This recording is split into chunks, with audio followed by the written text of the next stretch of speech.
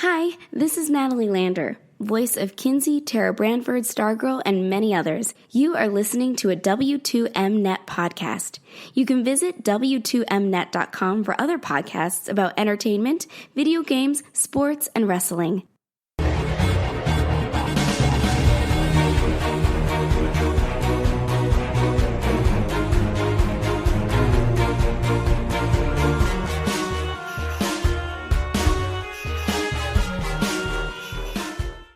You are listening to Video Games to the Max. Hello and welcome to another edition of Video Games to the Max. This is episode 218 of the show, and of course, we are the official video games podcast at W2Mnet.com and in partnership with Last Word on Life as well. And we're wherever there are podcasts to be heard on all those services available for your ears. And thank you to everybody that listened last week, y'all have broken a very recent record for us as far as listens go, so thank you. I'm guessing everybody having quarantined at home helps when needing to hear about video game news and everything else. And of course, I'm your host, Sean Garmer, here with me, as always, Mr. Marc Morrison. Howdy. And also here with us once again, Jens Deitrich. Hey, Sean. As you can hear, my good microphone's back. Good. That means hopefully we all have good vocals on this episode. So, yep, it's another week in quarantine land of COVID-19 is ravaging everywhere still, and man, it seems like it's climbing all the time here in South Florida. There's now a stay-at-home order in Miami with a curfew, so that should be fun how they're going to deal with that. Technically, I live in the city of Homestead, so I don't have a curfew. But it's still funny. Like, I was taking calls with home health nurses that were like, I need a thing that says I worked and got off at 12 so I don't get yelled at by the police. So, yeah, is it crazy where you are yet, Jens, in Atlanta? Yeah, it's funny. We had our useless do-nothing governor held a press conference the other day, and everybody assumed that he was going to announce a lockdown, and then he didn't. So it's like, what good is he even? But then a day later, the mayor of the city announced a lockdown, at least for the city, which is good because things are about to get real bad. Yeah, didn't they just have like the first case of or one of the first few cases of a baby getting sick yesterday with the mom who's a healthcare worker, and then she infected her 7-month-old by... Yeah, I vaguely heard about that. I know we've got our numbers. The cases are exploding. I mean, I guess we're testing more, so that's why the number of confirmed cases is going way up this week. Right. But also, ICUs are full in Atlanta already. We don't really have a lot of hospital capacity in Georgia to begin with. And again, people were not isolating a lot. So I expect it's going to be the whole South, Georgia and Florida are going to be really terrible over the next couple of weeks. So, I don't know. I have stopped going out entirely. Yesterday, as I've decided, is the last day. I was going in. I've canceled some doctor's appointments. I'm going to see what I can have delivered so I don't have to go to the grocery store. Because I really think the grocery stores are going to be hotbeds for this. Well, we've gotten to the point now where they literally are doing that thing where they're not letting more than 10 people in the store at a time. Man, I wish we were doing stuff like that. They're doing the thing where they actually have the workers making sure people don't get close to each other when you get to the line. Like, I'm telling you, man, people do not give a shit about, 6-foot distance.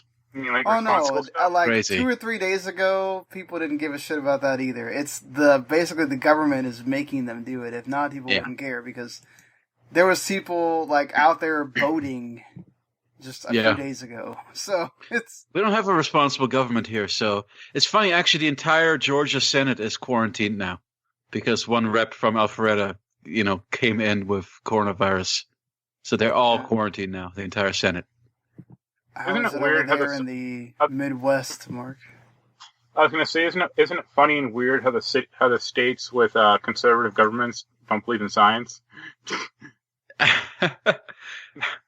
I don't want to get too political. I'm really Meanwhile, my governor, I mean, we're not doing great, but my governor has actually tried to enact policies. Like, she canceled school last week, and, our state is shut down pretty much completely at this point, except for, like, grocery stores. I'm just appalled by the response. I'm appalled by how incompetent the government is. You and Virginia were the ones that canceled school completely, right? Yeah, I guess. Yeah, because Daniel lives in Virginia, so he was telling me.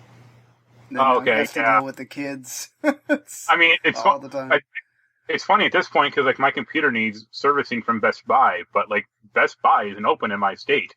So it's like, except for, like, maybe curbside pickup or, if you order on the store. Yeah. And it's like, they won't. Oh, but I guess they would have to clean your. Yeah, it's like, that's what I meant. Like, they're going to take my laptop. Yeah, because then if they close a day later or whatever, then you can't get your laptop back. Well, I mean, no, it's not a day later. I mean, they ship it off to God knows, some other store, or or a repair center in, I think, Chicago or something. But at this point, I could take like 3 months to get back. It's like, are they going to give me a loaner? Probably not. Yeah. So, well, that's how those things go, and we were talking about it. Was it last week you talked about it? That you didn't know for sure what was going on with your Final Fantasy VII Remake pre-orders, and then all of a sudden, the day after we do the podcast, Square releases the announcement that due to what's going on, they didn't know if all the stores were going to get all their shipments. Yep. Yeah. So, yeah. I mean, what's it have more concern? I mean, it would be nice, and I saw some scuttlebutt that, like, Square might try to honor, like, digital, or, if you still have a confirmed pre-order for physical, they may just send you, sneak you a code.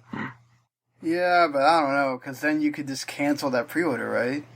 True. Yeah, but you have to imagine people who are ordered the special editions want the special edition. Well, Yeah. but I think you probably want it less if you've already got the game. Like, there's less incentive other than just it comes in a nice case. Once that thing shows up for free, yeah, you'll want to sit there and save that $120 or whatever the heck that costs with what's going on 80. right now. 80 or 90. Okay. Yeah. Still, that's that's quite a bit of food you could buy. Yep. Or well, if you can find toilet paper. Yeah, I'm like, my state, it's impossible. I mean, toilet paper's out. Thankfully, I have a pretty decent supply, but like bread and like lunch meat are like impossible to find. It's crazy, like what Amazon had toilet. I know people are probably like, God, I don't want to hear more people talk about this thing for the first 10 minutes of their show. But like, it's funny that I think Amazon had toilet paper go up for sale and it was gone in like 10 seconds. Yeah. I guess like office supply stores like Staples and Office Depot, they're pretty good for that. I mean, if you're desperate and you don't care about the brand. Yeah, my friend is like obsessed with buying like Cottonelle, and it's like, well, good luck. Like at this point, any shred of paper is fine. Like, dude, I was using paper towels and Kleenex. Oh no! See, I'm very picky when it comes to toilet paper. Well, like, I've got to have like the right kind. It needs to be wide. It can't be that just get a stuff bidet. Well, I love a bidet. I would absolutely love one if I could. Why can't you? I don't really have room in your house.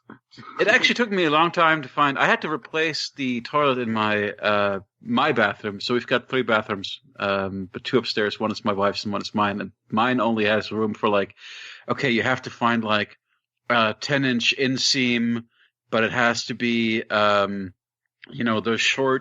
short, tall, like not elongated, rounded toilet, because it's the only thing that would fit in that particular space.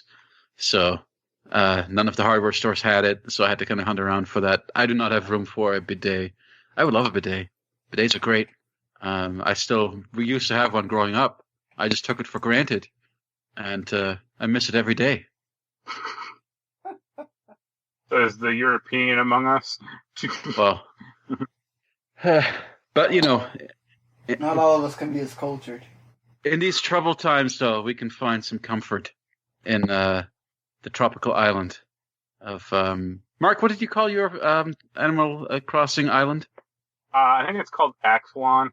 What is that a reference to? I'm watching Beast Wars, and that's the name of one of the ships. Okay, I called mine Inaba after Persona 4, but Man, that's a soothing game. If you don't know what, for some reason you can't figure out what they're talking about, both of them have Animal Crossing New Horizons. So you guys just talk about the game for however long you want to talk about the game for. Anaya also has it. She's been playing it a little bit, but most of the time I'm having to work, so I don't get to watch her actually play it, but she's enjoying it. What do you think? I mean, I just got it yesterday, so I'm only on like day 2 essentially. It's fine. I'm not a fan of the time gating crap as much as, I mean, I know it'd be a problem, but it's really annoying. Yeah, I'm not a fan of that either. It's like, wait a day until until your house can get built. It's like, why? Well, I started messing with the system clock pretty much right away, but I realized that I had to practically to not be able. The game was essentially forcing me to play at night at all times. Like I didn't make a lot of progress early on because I could only play it in the evenings, so it was always nighttime, and I didn't get certain bugs or certain like fishing was more difficult. I mean, I don't know if it's the same or not, but it's just generally it seems like there's not as much to do at night, and you got to deal with those tarantulas. Yeah, that'll knock you out. So I had to fiddle with the system clock to get some daytime Animal Crossing gaming out of it. Because there's also, it's funny, I'm on a bunch of different Discords where everybody's playing Animal Crossing, and there's like, turnips are selling for 148 bells right now. If you sell them before noon, quick, get on. I can't. Like I'm working 9 to 5. I can't be jumping on to Animal Crossing at noon. What are you talking about? Yeah, you're an adult. Like, I mean, only way I can do it is I'm a lazy bum. You can't have your Switch underneath your desk and be like, sort of messing it with it while you're... I guess that would be incredibly... I've got a hard time enough not procrastinating at work as it is, especially now that I'm working from home. I really have to get into a headspace where I've got to focus. So to think about like, oh no, I've got to do things in Animal Crossing right now because it's whatever time. It's crazy. So I don't like that. But everything else about it, it's just a really, charming, funny, adorable, relaxing thing that has been a real a good distraction. Let's put it that way. It's a good anxiety manager, and I've seen that from a lot of people who are saying that it's really helping them through this thing. Yeah, I mean, Nintendo did officially come out the developers came out and said that the time travel thing is not cheating, so you can do it and not feel bad. Well, Jens and I already cheated. We did the item duping glitch earlier today, which is fun. Mark, it's in the game. Yeah, exactly. I wonder how long it'll take before they patch it out. I'd say do it as much as you can because it's going to get patched out real quick. Yeah, I mean, they do have planned updates for it, but we'll see how long COVID-19 doesn't get involved and make Japan worse and make it to where they can't. Because right now a lot of places are still letting you go into the office and everything over there, so... You think those Animal Crossing programmers can't program from home? Apparently in Japan, like, they have this thing with... They don't have technology to... They are much more... you have to, like, go into the office or, Yes. I mean, I know that's culturally a thing. Yeah. It's just like it's culturally a thing to, like, hang out with your boss after work and stuff. I'm sure they could if they wanted it to work from home, but they don't... They view it as, like, dishonorable or, something like that.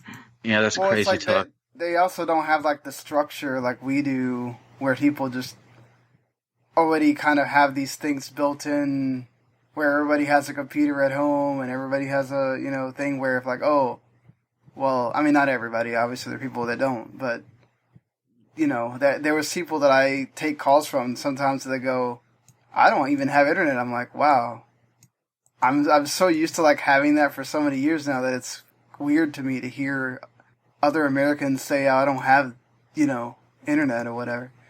But, yeah, it's for Japan, it's like very much a thing about, well, we go into work and we don't feel like we're working if we're not in the office, and then our home space is not built to work from home necessarily. So I'll fully admit I miss going. I know this sounds crazy, but I really miss going to the office.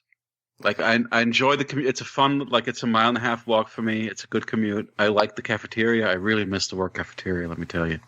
Oh, yeah, you sent me food. You sent me a picture of the food and it looked good. Oh, yeah, the cafeteria was great. So I miss it. But, Mark, before we talk about how we're breaking Animal Crossing, you're the Animal Crossing newbie. Why don't you describe your first impressions pre-breakage? Like I said, except for the the time stuff is just really weird because wait a day for your house to get built, and it's like yeah. Should we explain what this game is, or do we figure that everybody already knows? I feel like people. You can if you want to, but I feel like. Yeah, it's been around since the N64, or GameCube, really. So yeah, it's like Stardew Valley or like Harvest Moon, but more of a emphasis on paying loans to this asshole raccoon. He's not an asshole. He seems extremely reasonable. Well, in this one he does. I've heard tale from the other games that he's more of a prick. I know. He let me pay my first 50,000 bells of miles. So yeah, and it didn't take any time at all. I guess in the old games, it's just a bell-based economy. Pay everything with bells. And this one, you have miles. He made his own little currency. Yep. So he's kind of like M. Bison from the Street Fighter movie. And to be fair, Bell's also his own currency, right? It's all just the Tom Nook economy. Yeah. Well, then what do they use for money? What does the rest of the world use? I've not thought about the greater world of Animal Crossing. Maybe you're right. Maybe Bell's is the universal currency. I laughed very early in the game, and I feel like they maybe should have saved this for later because it's very funny when they upgrade your Nook Miles for Nook Miles Plus. Yeah. And it doesn't seem to mean anything. No, he just makes a big deal about how you upgraded. No, it does do something because you get different quests and they double your Nook Miles. Okay. You have special. Then you have higher end quests. It's now you can get double mile. Instead of getting 100 tickets or 100 miles, you get 300 miles. It's cool. Okay, sure, but it's so early on that it could have just been here's more quests. Yeah. I just like that he branded it. Yeah. So what else? The writing in general is very funny. I love the way they present all the legalese. Yeah, whenever they lampshade it. You have to go through some stuff by the plane or the pilot. You're talking a lawyer. He's I got to go through some legal stuff, or else they won't let me fly. It's all right, sure. But yeah, he introduces it very amusingly, and then at the end it's well, I'm glad this is over with. But it's just the whole tone of it. It's just such a fun. So you've got the museum unlocked, right, Mark? No, I got all the materials for him. Okay, so it's going to take another day for you to get the museum. Yeah. Okay, I need 3 more things, 3 more bugs or relics or whatever. One of the animals gives you a task to get 15 specimens for his museum to be officially open. Oh, but this is not just any animal. This is Blathers, the owl. He's a classic Animal Crossing character. So, okay, I know nothing of the characters. And the thing I love about Blathers, again, I'm just pointing him out because I love the writing in this game. I love how much he hates bugs. Yeah, it's pretty good. He's a museum curator whose job it is to keep these bugs, safe and to collect them. But every time you give him a bug, he's oh, God, this disgusting centipede. Oh, it's so gross. I hate it. But it is my responsibility as curator of this museum to make sure that it is safe and well kept. But I hate it. Yeah. He's a great character. What else? Yeah, I just like it because it reminds me a lot of Stardew Valley, but that game didn't really work for me that much because I felt very aimless in it.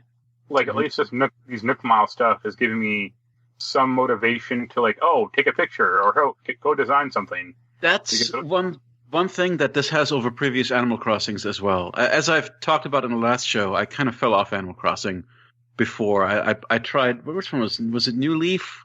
I played the 3DS one. Anyway, I didn't make it that far before I lost interest.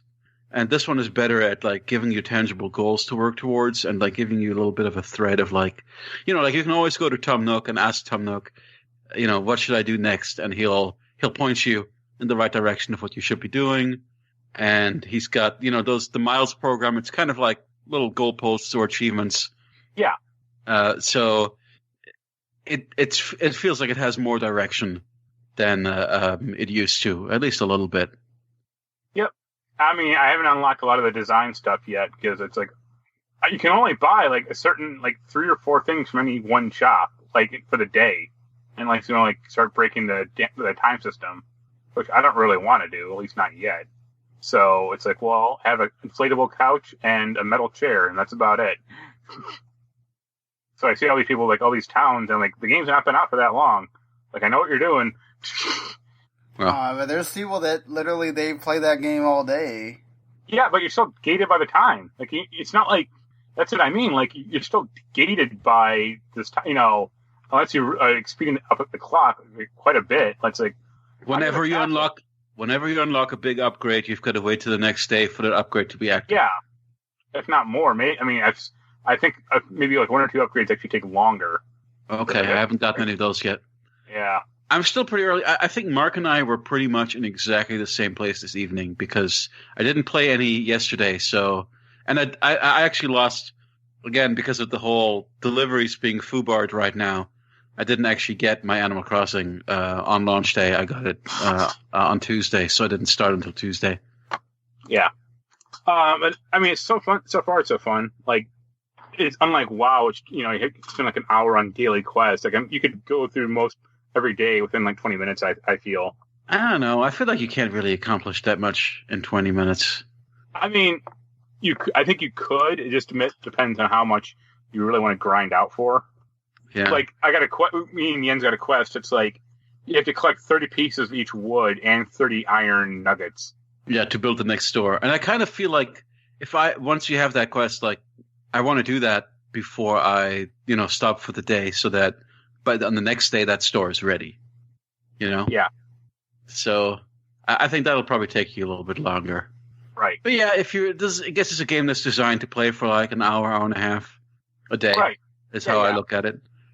Which is fine. Like it'll be a nice and relaxing journey, especially now that I have, millions of bells.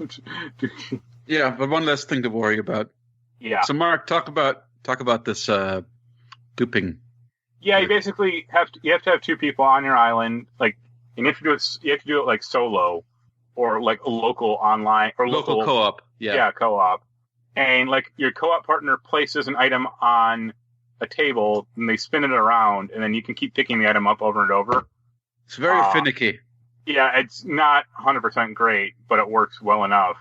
And when you start the game, you get a Switch console as like a little gift, and it's like 7,600 bells. Mm-hmm. So if you dupe that a lot, you can get up to like 225,000 bells per inventory, per session. Yeah. And that's fun. Well, I mean, yeah. I got like 3 million bells, like maybe like half hour. I mean, if you really know, it took me a little bit longer than that. Yeah, you're having more problems like getting the dupes together. Yeah, I kept just picking up the Switch. Yeah. Off the table and not getting a dupe of it. So I got pretty frustrated with it. I stopped it. I at some point I said like, okay, I know this is not enough to buy. I'm going to earn the rest of this. Like whatever, I'm probably like halfway there in terms of the money that you need to buy all the house upgrades. So I'm assuming the remaining 3 million I can just earn in game over time. I mean, it's like the old Fable 3, some of those glitches, or like the old Fable glitch of like, get some money and then speed up your clock quite a bit, and then you have a lot more money, or lower the rent on all your properties to 0, and then yeah. But Fable will also compound pretty quickly over time. Yeah, you could make some serious bank at Fable 3. Yeah, I think you can get like a straight money tree in this game at some point, which is pretty funny. Yeah, you can plant a money tree. Oh, okay. Well, yeah, that might make this grinding out stuff pointless eventually. Yeah. There's so many other blockers to your progress. I don't know if these bells are really going to matter very much at the moment for me. Is there something that you want to? I mean, the highest thing I've seen for your island that you aspire to get at some point, or the highest thing I've seen was an electric motorbike in my island store for like 4,000 bells. Which is like practically nothing. I mean, you can get that just by mowing the lawn. I just want to pimp out once we've unlocked that store that we've got to collect all those materials for the store to be built. Hopefully, we can pimp out our houses Because right now my house is a piece of garbage. Like the early stuff that you buy, really, like you cannot make a nice home at all. It's like, okay. We have to, I've got like a cardboard box and a portable lamp and like a futon, which I don't know why I need a futon and a bed. It's not a bed; it's a tent. No, but you have like a fold-out bed. That's like your starting bed. And I'm wondering if I can get a really nice bed, like if I can get like a queen or something. I don't have a bed. I have a cot. Okay. Or is it like blue? No, it's like red. Oh, mine's blue, and mine looks like a cot. Okay. But they ask you a few questions when you start the game up, and I think it like determines like one or two different items you start off. But he asks you like, if you had to go to a desert island, what would you take with? And he's got like 2 or 3 choices. So I think that determines your starting items. Yeah. So did you wish for a nicer bed? Yeah. Okay, that explains it. You probably wish for more food or booze or something. No, I thought that's why I got this. But everybody got a Switch, right? Like, Yeah, that's just from Nintendo. I said I need something to entertain me, or I need something to. That's one of the options. Is like I need a diversion. Oh, I got a radio. That's what it is. I think I got a radio. I didn't. Oh, that was just in my cot in my tent. Okay, so that's not it either. So I don't know what special thing I got. Yeah. Who can say? Yep.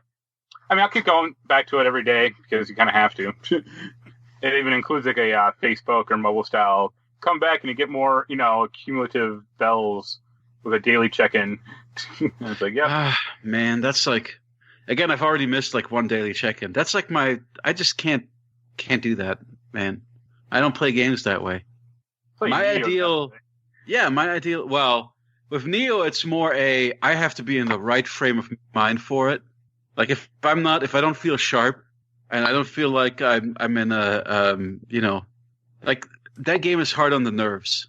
Like if I'm not at 100%, I can't play Nioh, So it's more like I feel up to this right now thing. Yeah. That game's still great. I'll take your word for it since I'll never play it. I'm deep into the second area yet. I've done a lot of the submissions. I've unlocked a whole bunch of new Onmyo magic and a bunch of new ninjutsu stuff.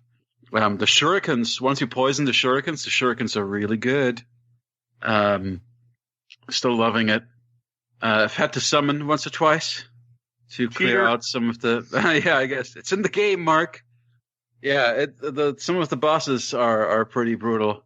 But actually, the game's much more... I didn't mention this last time, I think, even though it's kind of there from the beginning. But in addition to being able to summon actual players into your game, it also... You can now leave behind 2 kinds of gravestones. You can leave behind like a benevolent one, and you can leave behind an evil one, right? So one is basically summons an evil phantom, for a little bit of versus, like you're used to from, say, Souls used to have that, like when you get invaded, kind of thing. And the original Nioh had this as well, where you'd come across these like red graves, and you'd activate them, and you'd fight another, the phantom of another player, and you'd get some stuff out of it. But now you can also leave behind your phantom as a cooperative, like positive phantom, and it's basically acts as an AI buddy. And I've been using that quite a bit because this is a hard game. But I will say this: the AI buddies are not as useful as you'd want them to. Like they're much slower and much less responsive than you'd want them to be, and they will get wrecked if they run into like a proper yokai. They're good for dealing with the little, like if you need like an extra target, so you can like, get one of these guys from behind, or dealing with the regular enemies. They're really useful for that. But like once you're dealing with like having to clear out you get these areas that are basically like yokai infested dark areas where you also can't recover your ki as well, and you have to kill like a major yokai to clear out that area. And they're not boss fights, but they're kind of like boss fights. I mean, they're a thing that you have to do to basically like cleanse a part of the level so you can continue. Anyway, Nioh 2 is still good. It's still really, really hard. In fact, way harder than the first one. Well, I never finished the first one, so you got me there, I guess. Yep. What else? Well, yeah. Mark, how's that Resident Evil 3 demo? It's more Resident Evil. It uses the same game engine, so it's pretty much the same game. It seems a little bigger. Sweet Bayonetta dodge. That might have been in the second one. I'm not quite sure. Okay. I've seen enough GIFs of people being really excited about it has like a witch time kind of thing when you do a perfect dodge. Maybe I haven't seen that, or maybe I just suck at dodging. But yeah, it was good. The city seems more opened up, which is nice because that was my kind of fear for the first one or the second one, or when they talked about remaking it, because that game has it was pretty small back in the day. But other than that, yeah, same shooting, same inventory, same safes, and yeah, I liked it. I'll be very eager to play it in a few weeks. Yep. We also finished the Resident Evil 6 co-op campaigns, so that allowed us. This is an actual good game, which is nice. But Mark, I think, was pretty excited to move on from that to Strange Brigade. Yeah, moving on from one old game to another one. Well, old. I mean, okay, 2019. Yeah. Strange Brigade is 2018, I think. Is it? Yeah, it's 2018. It's even earlier. I didn't realize. Wow. No, it's not earlier in 2018. That's crazy talk. Okay, yeah, you're right, 2018. It was summer 2018 because Stephanie had to review the game and I never had to ask for it and all that stuff. So yeah, wow. I think. Well, it took a long time to be on sale. Like it was full price forever. Because I've been looking at it. But it might have taken like 6 months or so. But I remember it would go on sale a lot, at least to like 35 or something. Oh, I don't remember that. Well, when I saw it, I guess I grabbed it for myself and Mark when it was on sale, and we've been playing it, and it's really good. Yeah, I guess I initially thought, maybe even said it was like a Left 4 Dead type of game. I don't know how you got that. I never made that comparison. I did think it was first person, and I was surprised that it wasn't. But that's what. I knew it was. I knew it was a four person co-op game. Mm-hmm. So when you said like Left 4 Dead, I was like, oh, it's just. I never said Left 4 Dead. Okay, well, someone did, or maybe I read it somewhere. Well, I just thought, 4-person co-op, first person, that would be fine, or but yeah, it looks like a Sniper Elite game. Yeah, and it feels a lot like a Sniper Elite game. I mean, in terms of like the character movement and the engine and the momentum of it, like everything about it. It feels like they made an arcadey Sniper Elite. Yeah, set in like a pulpy 1930s Indiana Jones style adventure. Yeah, with your typical pompous British narrator who uses a lot of alliteration. Yeah, so I'm playing like a guy, like the most generic of guys who can fire firebolts out of his amulet, and you're playing like a sniper character. Yeah, the sniper character is cool because he's got his special ability is explodey headshots. So whenever I headshot somebody, that guy, it causes an explosion that will damage nearby enemies, which is pretty good. I guess one of the other character, I think there's a tribal character, and then this other character, like this tomboyish woman. Mm-hmm. I think the tomboyish woman has a turret. Right, yeah, she's like a support really class. Yeah. Could be. Some of the boss fights in that game are just not pleasant, let's say that. Well, they're not really boss fights. They're just they're like waves. Yeah. It's basically here's a big orb, and you got to shoot the orb 3 times, and in between shooting the orb. Game, so they just want you to mow down people, right, all the time. Yeah, of course. You go into a big room, and then the room gets locked off, and then you fight 3 waves of enemies, and that's the boss fight. Right. But yeah, you've got your typical you've got your zombies. You've got your charging kind of like Minotaur types who'll run at you and knock you over. You've got magic enemies that'll throw fireballs or lightning, and it's a pretty good assortment of what you would expect as far as like a combination of dudes that you'd fight wave based. But then the other big component of the game is the puzzles. So there's quite a bit of a big component of it is finding artifacts and solving puzzles and opening treasure chests with money in it, because you need that money to upgrade or buy new weapons. So this is actually the part me and Jens both don't like, is the game is generally cooperative, except for the money part, which is competitive. That's weird. So, like, I can open a chest, and if it has money in it, if I get the money. And vice versa, if like Jens plays. Yeah, so it's dumb. It's like you get to a point where it's like you're trying to kind of screw over the other player just a tad, because it's like, well, I want this gun that costs 55,000 gold. He wants one that costs like 30,000, and if you beat a mission, it's like you get like maybe 10 if you're lucky, and there's only like 9 missions in the game, so you don't have a ton of options. You don't have a ton of time to like get the gun you want, and then you'll use it. But the screwing over is so dumb because these are really cooperative puzzles where kind of it makes sense for one person to look around the room and see if there's ciphers, and then the other person to enter those ciphers in the door. Yeah. Or like you work together to solve, like a typical like plates on the ground puzzle where you have to like step on them in a certain order. Right. But then it's just once you open the door, then it's like a mad dash to like who gets to the treasure chest first, and it really sucks. Or hoping the treasure chest has the gold and not like some behind the scenes concept art or something like that, or like some a diary, a diary page, or it's funny where it's like there'll be 2 chests and it's like, okay, because we try and actually play cooperatively, it's like, all right, we'll split this up, so you take the chest on the left and I take the chest on the right, and the player taking the chest on the left gets 1,000 gold, and the player taking the chest on the right gets a diary entry which is unlocked for both players and therefore not really worth anything. Yeah. In terms of the competitive, something that you'd redeem for anything else. So too bad you can't like trade them in for cash.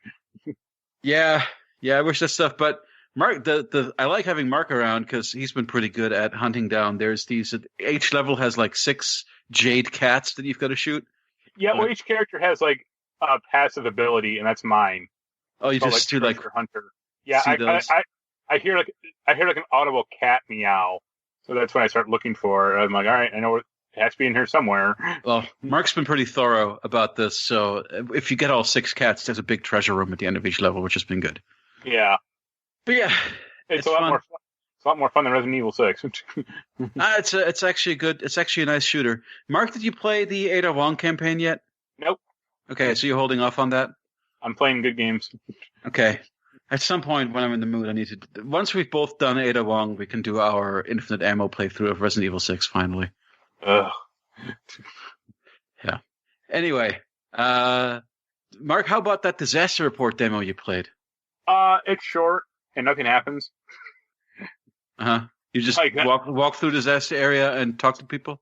Yeah. You only talk to 3 people, and then you have to find some. Like this teacher lost her students, and she can't. Like you have to go find them. That's about it. Okay. And then like you part of the world falls apart, and you like crawl through this broken up sign, and then you crawl through it, and the demo ends. And I'm like, this is a short demo. Like, okay, what is? Then. Yeah, I have yet to play it. I'm still interested. The funny part is you can play a male or a female character, and I think your responses are the same for each. So for like the teacher is like a young teacher. So like I played the male character as like the heroic one, and like, oh, I'll find your kids, no problem. Or we got to stick together. And for the female, I played her as like this like lecherous woman. And like, oh, I'll find your kids, and I like grin evilly at her. Or like Wait, is there actually an option to grin evilly? Well, it's like in parentheses, yeah. Oh. Or it's like I find the high school kids, and I'm like it's like I'll find the high school kids, and in parentheses it's like high school girls, I'm in. Settle down there, Mary Kay Letourneau. Yeah, it's really funny. Well, I mean, I'm curious to really play it because I want to see like what actually happens in the in the game. They let you save in the demo though, so I wonder if that actually transfers over into like the real game. I'd be surprised. Because I mean, you don't really find anything in the game either. It's not like, oh, I found a bunch of cool crap. Like I found like a bunch of cool clothes or anything. It's like it doesn't sound like it's substantial enough, for that to be worthwhile. Yeah. What is A Fisherman's Tale, Marc? It's a VR game where like you play this like fisherman puppet. I didn't play it for that long because my Oculus, one of the controllers like died on me. But like you play a guy, in like this like lighthouse who also has a lighthouse model on the table that's also you. Yeah. And you can like manipulate the objects in the model, and it manipulates the objects in your world. So are like, you like an aging, experienced fisherman battling a large marlin? No, you're like a puppet. They literally call you like a fisherman puppet, or like you're like a model. Okay. So like one of the puzzles is there's a huge anchor blocking this door in your room. So it's like, okay, I'll look in the model where the anchor's really small, and I'll pick up the anchor, which makes a giant hand appear in your world, and you just throw the anchor away. What? Wait, so are you the puppeteer? So And the puppet. Are you puppeteering in VR with your hands? Yeah. Okay. And you're also the puppet, though. I mean, yeah. And so he's really a puppet. Weird. It's part of the in-game canon that he's a puppet. Yeah. Huh. They literally call you like the puppet or the fisherman puppet. See, I thought you just meant that figuratively, not literally. No. I mean, you even look like a wooden puppet. Interesting. I just got good reviews. Yeah. It's a short game, like every VR game in the world. You teleport around. You don't walk around with the analog stick, so it actually didn't make me nauseous. Right, it won't make you sick. Yeah. Cool. And the other thing I played was the Fire Emblem DLC. I finally finished it. Yes. I conquered it, and I'll never have to play it again. You talked about how they were limiting things about the game design this time. Well, it's you have a very small party. You don't have a ton of gold. You don't have any of your cool shit from the main game. So that's why it's limiting. Like you only have one healer, or like one base healer. Really, I mean you have like two others that can heal kind of, but not well. So is it just that you've got basically a preset party? Yeah. You don't have the ability to customize as much as you'd like. Oh right, yeah, completely. I mean you can't. The characters don't really level up, or they don't like gain new skills or anything. Yeah, it's a nightmare. Oh, I'm sorry to hear that. I'm still hoping to play it at some point. No, I'm really glad I finished it because now all the cool stuff went into my game or my real game. Oh, cool. Yeah, it was fun. I mean, the last boss is also nuts. It's one of those big beast things that has 4 different life bars. It can summon like enemies to heal itself, and it can teleport around. And when it teleports, it damages all of your party, and it also moves them around. It teleports your party as well. Oh, that sounds brutal. Yeah, well, this is fun. Well, congrats on having it behind you. Yeah. All right, we haven't heard from Sean in a very long time. Well, I haven't been playing anything, so I'll let you guys kind of just get it all out of the system until you. You're playing. Talked about the demo. You didn't do Resident Evil demo. No, Game of Life. I've had to be working pretty much, so work from home, and then the minute I'm done, I go to sleep basically. So, and then now as you can see, there's my work schedule for the rest of this week. They're paying us double we get double pay for any minute that we work after the 8-hour shift. Wow.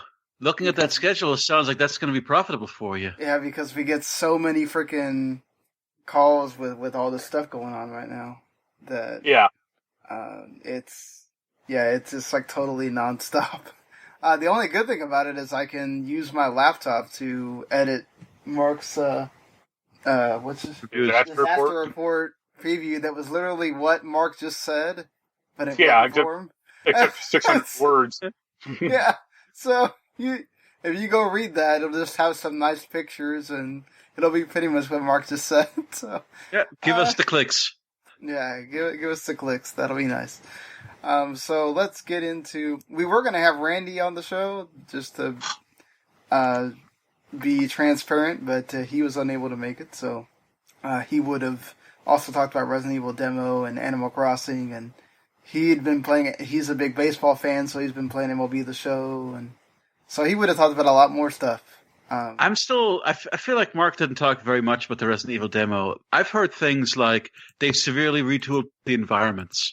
Like it's no longer like the narrow alley kind of stuff. Oh yeah, it's not. But they did that because in the third game, it's supposed to be this big open city, and it's like, well, you're on a PS1. There's only like eight buildings you can go into. I mean, well, imagine like remember that Arkham City game or Arkham Knight, the Batman games. Yeah. Like, imagine if they tried to make those on PS1. Well, but it's not just that. It's also that, like, when they originally made Resident Evil 3, like, that city is more like Osaka or something, right? It's more like a Japanese city with very narrow kind of alleyways and things. Not really. I mean, it had narrow alleyways, but, like, the streets were wide, but they were just full of, like, burnt-up cars and crap like that. Same as this one, really. But if the game was supposed to take place in, like, Colorado, I think. Right. I'm glad that Jill isn't wearing her stupid-ass outfit, though. Oh, what's the difference? It's an extra outfit. You can get it when you get the game. I know that, but I mean, like what's the perfect outfit to wear in a zombie apocalypse? Oh, a mini skirt and tube top. Of course it is. Why not have her wear a bikini? That's an outfit that will make her show more skin. If you're a lady, the more skin you reveal, the more impervious you are to zombies. Them's the rules. I mean, the demo's fine. Like I said, it plays just a lot like Resident Evil 2. So if you like that one, you'll like this one. Mm-hmm. Well, that's good to hear. I haven't played that one yet. It's good. It's on the backlog. Yeah, like a lot of things. The never-ending backlog. Yep. Yep. All right. Sorry. News. Sean. It's okay. But I was actually you guys starting to talk about that again, and Mark mentioning what he just mentioned. Is actually a good segue to one of the news things that we have here, because the same thing he just talked about, Resident Evil 3 was supposed to be much more open, and because it was on PS1, it couldn't be. Well, what happens when you all of a sudden are making a Final Fantasy game that was on PS1, and now opening it up to being on PS4, PS5, Xbox Series X, Xbox One eventually, when it gets over the PC as well, when it gets over the 1 year exclusivity deal. So I wonder if every episode will be 1 year exclusivity. If every time an episode comes out, will it be a 1 year exclusive for Sony, or is it just the first one? That's going to be interesting to find out as well. But yes, so Yoshinori Kitase and everybody else that's part of the remake has been coming out with these. They've released 2 episodes now of the making of the remake, and inside this second episode, which both of them are really interesting to just watch, not just reading the excerpts that get put as news bits, but this is why they decided to make this game episodic. Which, yes, again, I think we can have this conversation about, could you have held off 3 or 4 more years and just released the whole game together? But if this one game is coming out on 2 Blu-rays, I mean, do you really want to wait 3 or 4 or 5 more years to possibly play the whole freaking game? Or would you want it in these parts that it's in, with those Midgard parts much more fleshed out, that you can see much more of the world that you didn't get to see in the PlayStation 1 version of Final Fantasy VII, because the technology just wasn't there? Where do you stand on this? Are you one of those people that feels like you're being cheated here because they didn't wait and just release the whole game together? Or do you think this is a good strategy by Square? I don't think Square can afford to release it all as one game. If they did that, they go bankrupt, 3 years in more. That's the biggest issue. I mean, I'm sure they'd like to, but it's just not financially viable. I mean, they would have to keep the scope closer to what it was originally. Yeah. I don't have an issue with it at all. I think people who talk about how, we're not getting a complete game, we're being cheated, or that to me is just stupid. You're obviously getting a large amount of content for your money. And I really like the idea of, especially the first big area of especially Midgard being, blown up in scope. In Final Fantasy VII, the original one, you really only go to 3 or 4 places in Midgard. I mean, they're big, but you just, it's Reactor 7, the slums, Reactor 6. That's pretty much about it. And the one dumpy, Don Corleone's mansion, whatever the fuck his name was. Yeah. I mean, I like the ambition. I really like that about it. Obviously, if this were some mammoth game where they could somehow put it all at once, that would be mind-blowing. but I just what they're doing makes honestly, perfect sense. I think the only people that could really do it is like Rockstar or something like that could really take the 10 years, not make anything else, and, I think obviously Square makes money off of every time they re-release all these other games on all these systems and everything else, but that's coming to an end basically with these systems coming out where you have backwards compatibility. Well, we'll get to the extent as to which the PS5 will have it, but like even Rockstar games, I feel other than like San Andreas, I don't feel Rockstar games are quite as big as this would have to be. Yeah, but like the closest thing I can think of is The Witcher 3.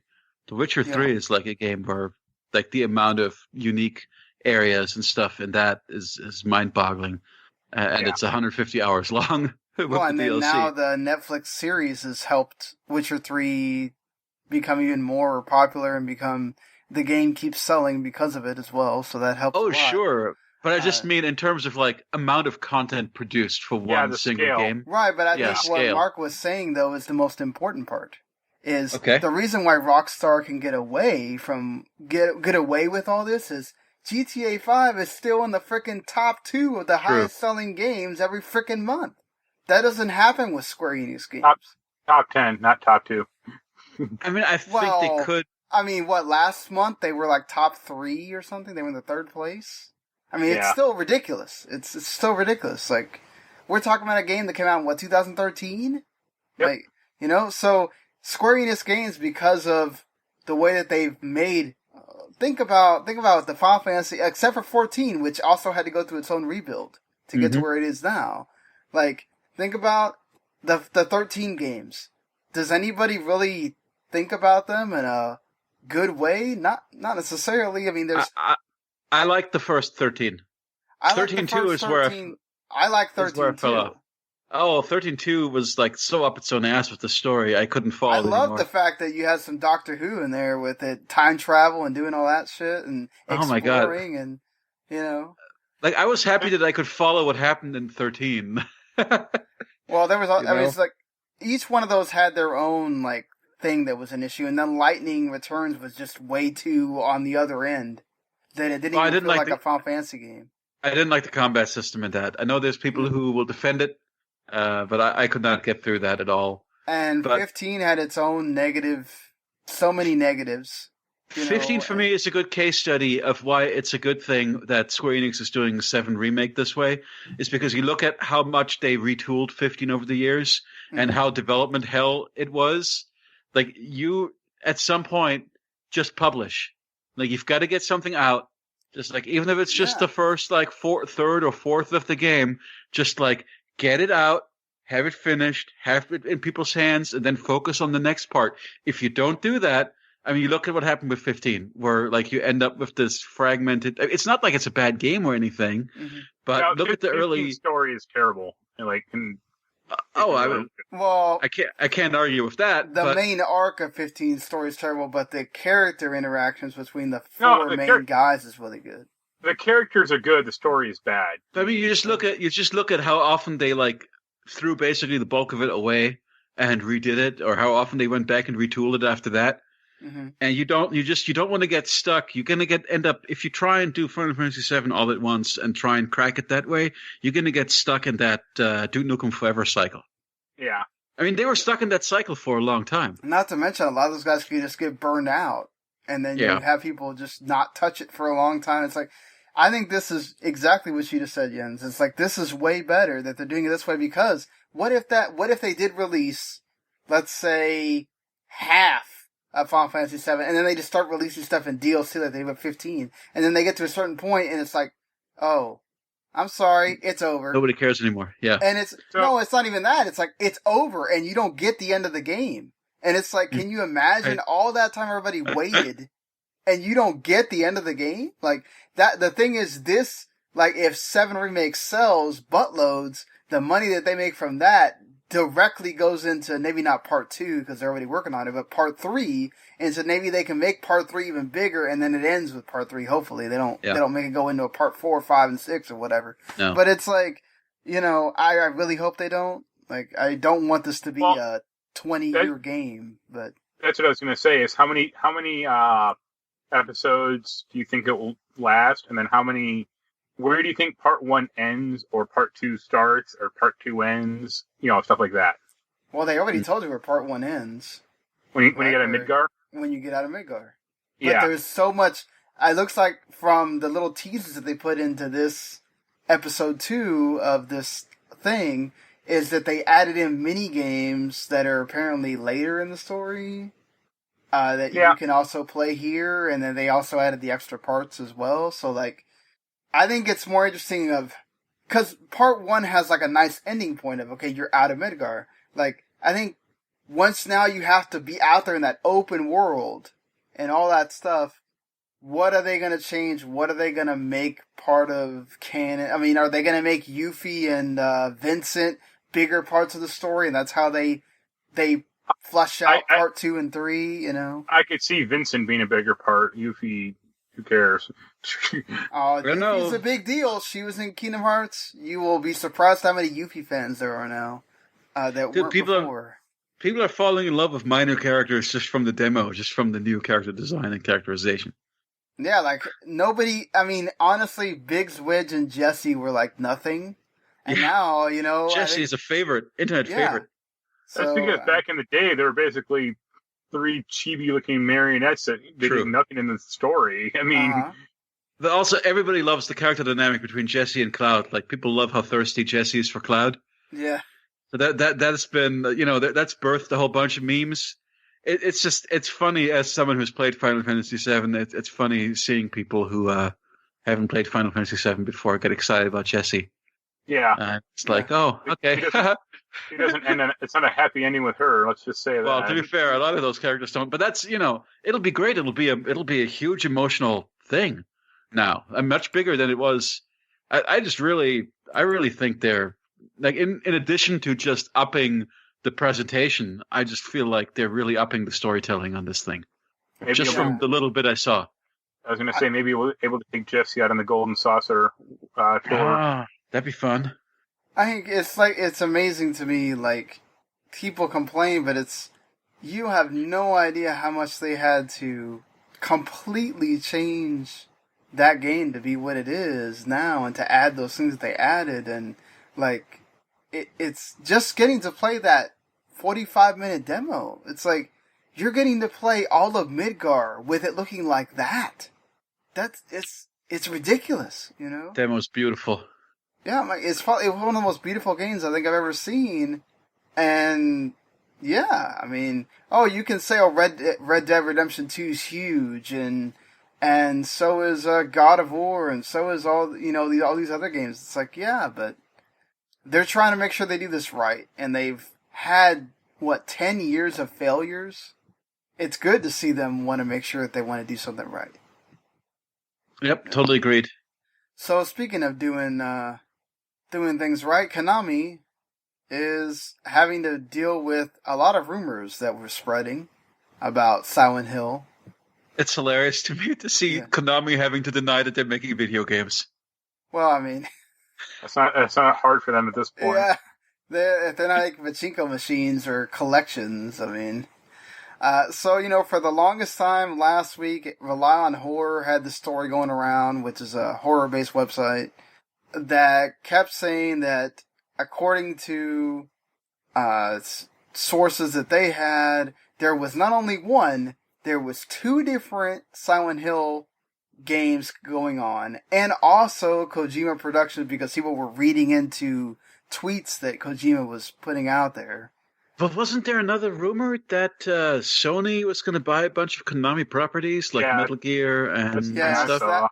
That was a rumor, yeah. You gotta remember, not everything Jack on Controllers puts out actually winds up being true. He puts out a lot of shit so that he gets the clicks. That's what that guy does. He's not stupid. Okay. I don't know who that guy is. You can't follow Jack on Controller. You gotta follow Jack off Controller. He's the real deal. So, yes. So one of them was there was going to be a soft reboot with Silent Hill basically getting remade. And then there was another one that was going to be a sort of like Until Dawn, Man of Medan, which Mark reviewed last year. And then have an episodic type Silent Hill. And then Kojima was going to be doing Silent Hills because people read into the whole, Norman Reedus said that I'm working on other stuff with Kojima. So I mean, to be fair, the Until Dawn thing, there is a lot in common between Until Dawn and Silent Hill Shattered Memories. Like, it's got the psychologist having you make like choices and answering questions about your mental state and your thoughts thing, right? Yeah. So while Shattered Memories was not a great game, that aspect of it was super fascinating and really unique at the time. I mean, obviously Until Dawn did it as well, but if they did something like that for a new Silent Hill, that could be really, if they do it right, if they do the rest of it right, if they make a good Silent Hill game that also has those kind of choice elements, that'd be amazing. Sure. I'm just not a big fan of Silent Hill. Oh, no, Silent Hill 1 and 2 are great. Those are great games. My only experience with it really is getting the PC version of Silent Hill 3 to work. Oh, yeah, The Room? No, the third one. Oh, 4. That's yeah. So, yeah. And then I played Silent Hill 4 on the PS2 and got some extreme nausea from it. I think I played 4 on the PC. Don't remember if I ever played 3. Anyway. But I guess it doesn't matter thinking about that since none of it's true, right? Right.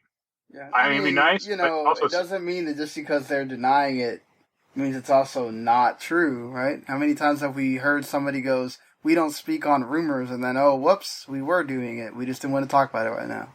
Yeah, but Konami's not going to sell their biggest franchises, Castlevania. Well, no, I agree that part. I'm saying, could they possibly actually be doing one or two of these things, and they just don't want to talk about it right now? I think no, but they could have said. They could have said we don't talk about rumors or speculation, but that's not what they said, right? They said we can confirm it's not true. Well, So they're pretty working on definitive. something Silent Hill. We're not closing the door on Silent Hill, but it's just not in the way that it's being reported. Okay. Right. So fair. Yeah, because their last, Silent Hill and Metal Gear games are such bangers. Well, there's people that liked Phantom Pain.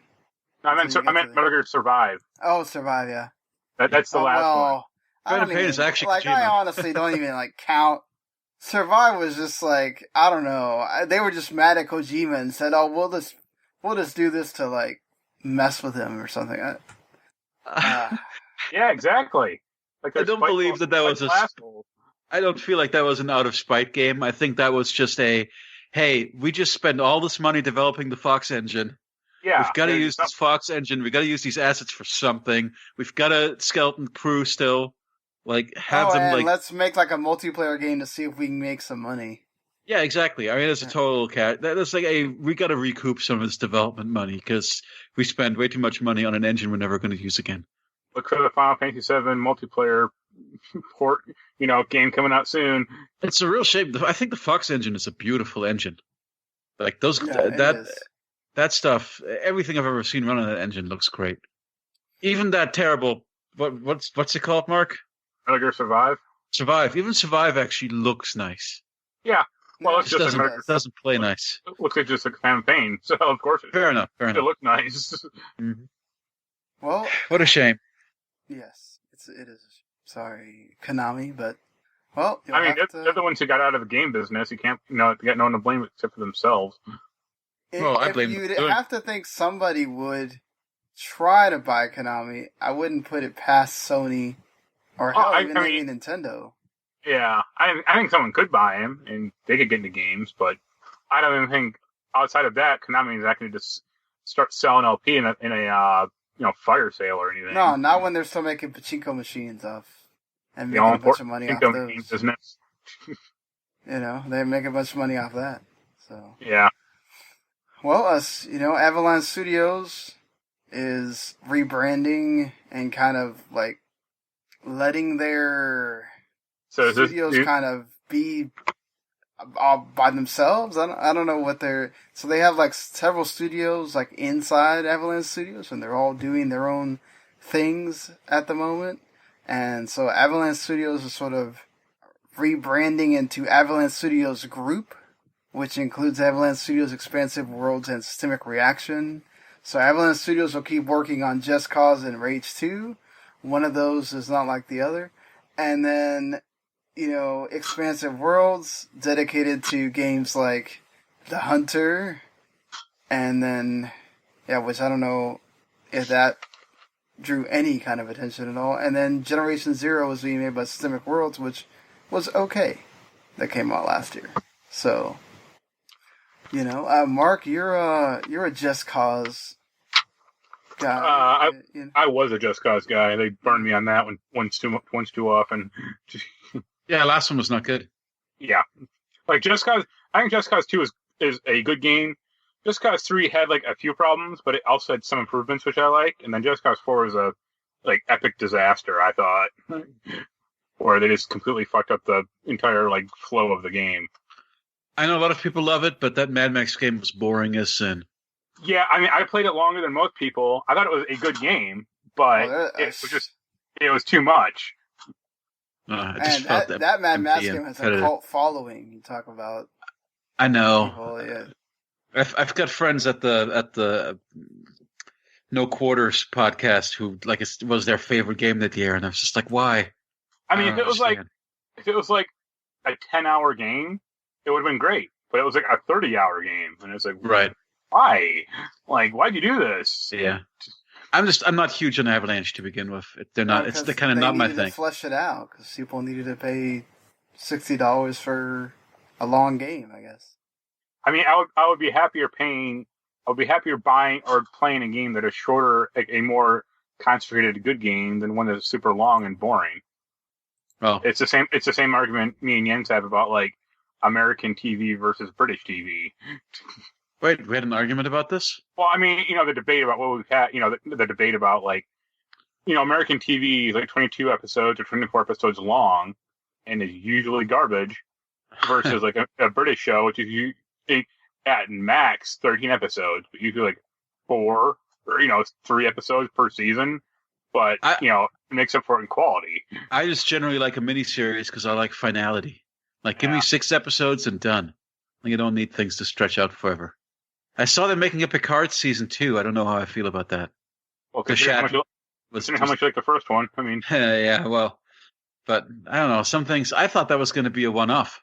No, they're having 3 seasons of that show. Have they said 3 seasons? That's the arc. Yeah, they said they've mapped out 3 seasons. So gotcha. Okay. Anyway, well, what you're not going to be able to do pretty much anymore is do anything with Mario or any other Nintendo property in Dreams, because Nintendo has started to wave the ban hammer and has pretty much started to make it to where, I mean, some studios were doing it already, but I feel like you started to hear about people starting to crack down on their licensed content after Nintendo has now waved that hammer around. So Dreams is quickly, I mean, they were already showcasing original content, but people are going to have to start finding original things to do in Dreams, because I think now that Nintendo has kind of made this more of a, I guess, made people aware that this is happening, I think you're going to start seeing people crack down. So how about go ahead. Instead of Pokemon, you have Chin Pokemon from South Park. I mean, you already have Temtem, so there's. I don't know. Just make an off-brand Mario. Call him, I don't know, Wario or something. Jumpman. Jumpman. Oh yeah, that's a much better joke. I mean, nobody's going to argue that Nintendo's not in their right to do this, right? I mean, yeah, but here's the thing: it's not costing Nintendo money. It's not like someone's going to go, I'm not going to buy a Switch. I can play a Mario game in Dreams. But it's also not making them any money. Yeah, but it's not. It's not helping, but it's not it. hurting. That's kind of my point. Is who cares? Yeah, but Nintendo generally stomps out, fan-made stuff that's using their IP. I thought you were going to say creativity. No, I mean they're very, very creative. They have a lot of creative things. They just don't like. Who else is going to make shit with cardboard? Is Labo any good? Has anybody Labo's good. It's just they're tech demos. Yeah, I mean, and it was too expensive when it came out. Yeah, I mean the robot thing is cool, but you're going to play with it for what, an hour? For the $80 or so it cost? No. Oh. So, I mean, we all can't expect everybody to be Valve and let somebody just do a whole remake of Half-Life 1, you know? So... Well, I mean, that might make them money, especially since Alice came out. Yeah, Mark, are you going to play that? No. I hear it's amazing. I was going to buy it for him to review, but... Yeah, I don't think I can play that because of my computer. I don't have enough RAM. Oh, not good enough? I have, like, the base minimum. I'm just going to have to experience that through a Let's Steam Play. Would have let you do the return thing. Yeah, but it would just return money to your account. Oh, yeah, and then I would have had to buy stuff off Steam for a while. Wouldn't have the cash back, right? Yeah, you don't get money back. It just goes to your account, so... Yeah. That was the issue, and I thank Mark for thinking about it, because I think a lot of people would have just been like, oh, hell yeah, and then, oh, shit, it doesn't work. So yeah. It's happened to me before. Exactly. I mean, yeah, it's happened to me, too. So I'm like, yeah, like, I was also, I mean, I think playing a longer VR game would not be pleasant, personally. That's also what I was thinking amazing. About him, too, was he tends to get nauseated sometimes playing VR games, and I'm like, well, I'd hate for him to get excited about this, and then, like, 2 hours in, he can't keep playing it. Well, it's not like we've never bought Mark a game before that he then stopped playing. You know what? I'll give Mark credit. When it, like, he has to review it, he'll at least review it, and then if he doesn't play it again, then whatever.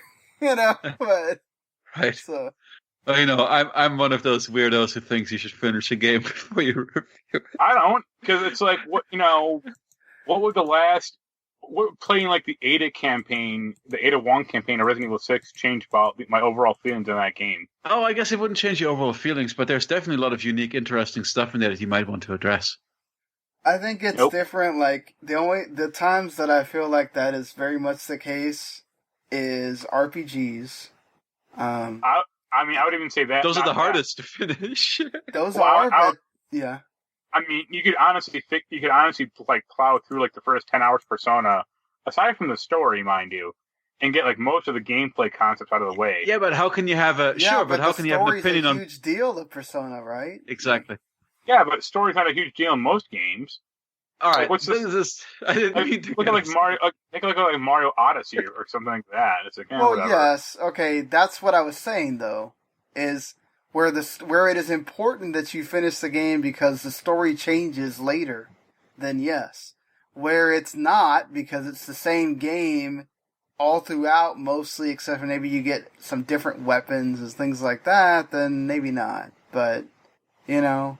I know there's some really cool stuff at the end of Mario Odyssey that might have, like, if I were reviewing it, bumped my score up by like half a point. I know, I agree.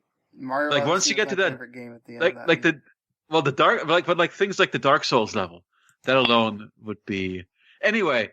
While Nintendo can have Dark Souls in their Mario game, Sony can't have Mario in their dreams. No, they can't. But they're going to be looking to make their own dreams because they finally released specs for PS5 and led all the fanboys to argue for what felt like forever on every social media to what was better, Xbox Series X or PS5. Oh my god. I felt like I couldn't escape it. Every time I freaking went on Twitter, here it was. And you know what? Who cares? They're both Series X better. Great. Yeah, Series X has better power. The numbers are bigger. Yeah. The only advantage, the one advantage I see for PS5 is it seems to have faster SSD. Yeah, it's faster SSD. It may run things smoother. And they keep talking about how they're integrated, right? Like they've got a special integrated custom thing going that is going to, especially in combination with that SSD, is going to give them some performance advantages. But if you just look at the specs, SSD is bigger.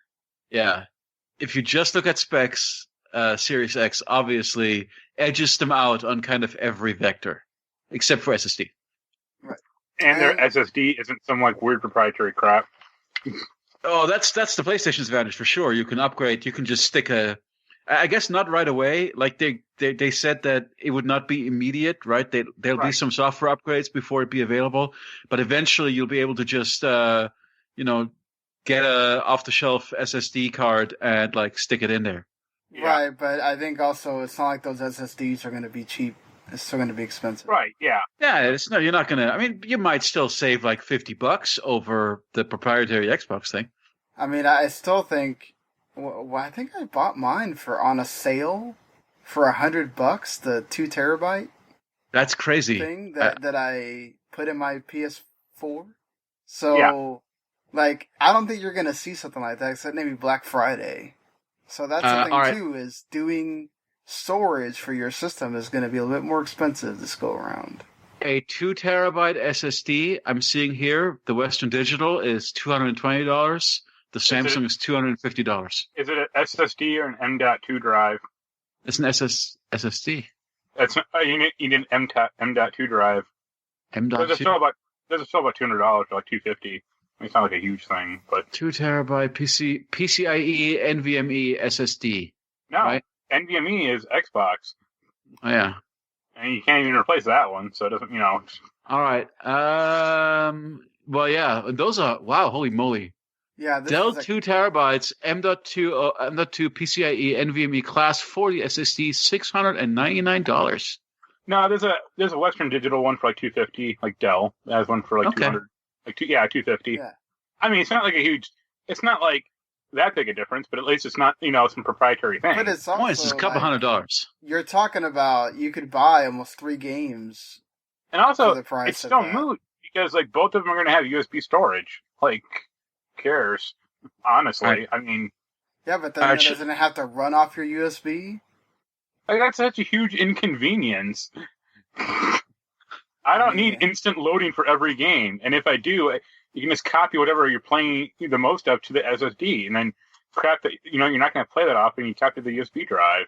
Well, yeah, I'm just gonna bring. I have most of my games on my external storage anyway, so I'm just gonna bring that over. Like you have to wait 10 seconds for the game to load. Big goddamn deal. Well, Sean, some people, that's a big deal.